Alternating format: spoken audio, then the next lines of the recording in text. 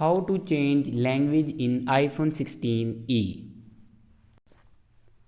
So let's start the video. First of all, open settings.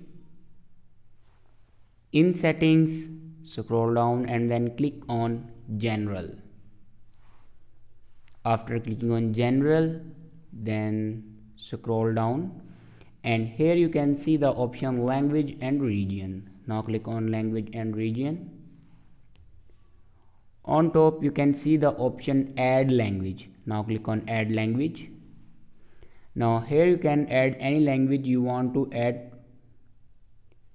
Now simply click on a language and it will be added. Now click on language.